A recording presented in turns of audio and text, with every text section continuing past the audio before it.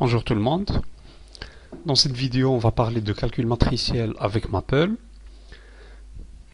L'objectif en fait de ce petit cours, c'est de préparer d'autres cours sur la programmation en calcul matriciel. Donc on va commencer par la première section, écriture directe de vecteurs. Vous avez deux possibilités pour écrire un vecteur. La première possibilité va vous permettre d'écrire une liste d'éléments. Donc ici, j'ai choisi 1, 2, 3, 4, 5, séparés par des virgules, et de mettre le symbole inférieur à gauche et le symbole supérieur à droite. Donc, si on fait ça, ça crée un vecteur colonne, évidemment. Si on fait whatType de V1, parce que mon vecteur s'appelle V1, il va nous dire que le type, c'est vector column.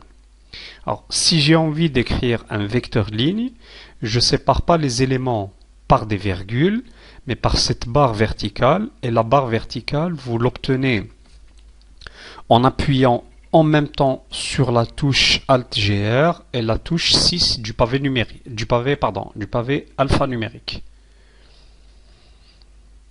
Donc là, quand vous faites cette combinaison, vous obtenez cette barre verticale. Là, donc j'ai mis, comme vous le voyez, 1, 2, 3, 4, 5 séparés par des barres verticales.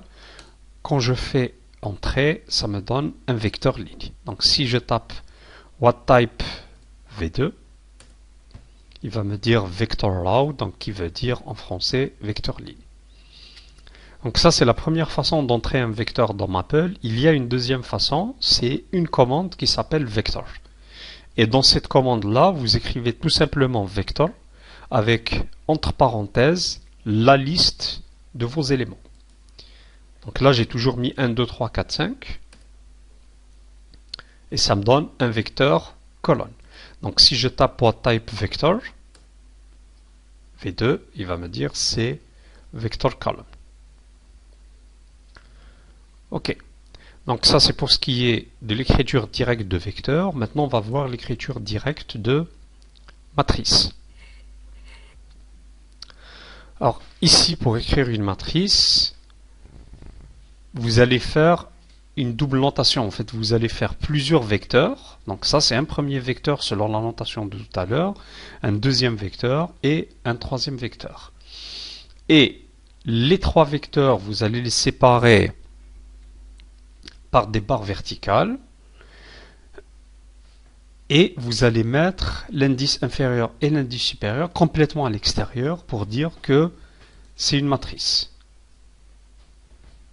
Alors là, qu'est-ce que j'ai fait? Donc, j'ai collé un vecteur colonne qui est 1, 2, 3, un deuxième vecteur colonne qui est 0, 2, 3 et un troisième vecteur colonne qui est 0, 0, moins 1. Donc, je mets vecteur, selon cette notation-là, c'est un vecteur colonne. Ensuite, je lui colle un autre vecteur colonne, je lui colle un autre vecteur colonne, et je vais créer une matrice sous cette forme. Donc, si je tape ma matrice créée, je l'ai appelée M. Si je tape whatType M, il me dit que le type, c'est matrix. L'avantage de cette notation, c'est que je peux augmenter des matrices. Ça veut dire que je peux prendre cette matrice-là, je peux lui coller un vecteur à gauche, je peux lui coller un vecteur à droite, en utilisant toujours la barre verticale. Donc là, par exemple, si je prends M, je vais lui affecter mon ancienne matrice, donc celle-là, et je vais coller à gauche le vecteur colonne 0, 0, 6. Et là, en fait, je fais augmenter ma matrice et je vais placer le vecteur 0, 0, 6 à gauche et je vais le coller à l'ancienne matrice.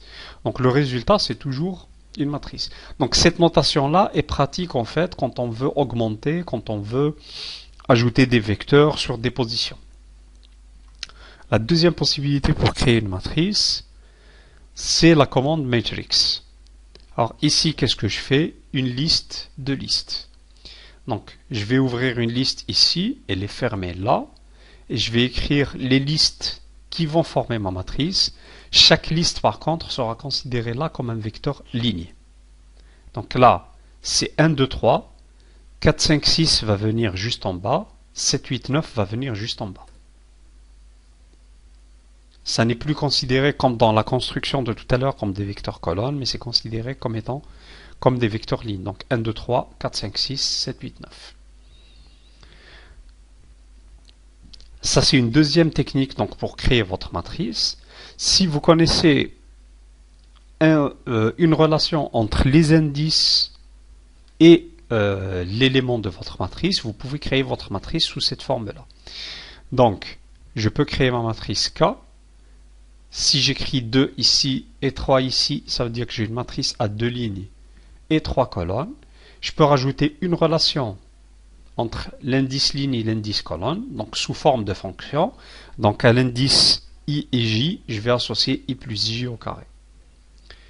Et le résultat, ce sera une matrice à 2 lignes et 3 colonnes où la position IJ est remplacée par I plus J, le tout au carré.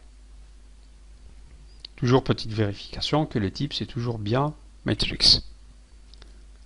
Souvent, ce qu'on va faire dans nos exercices de programmation, en fait, on a besoin de déclarer une matrice qui est vide et on la remplit après.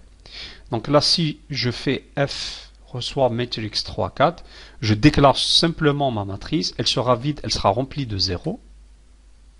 Voilà.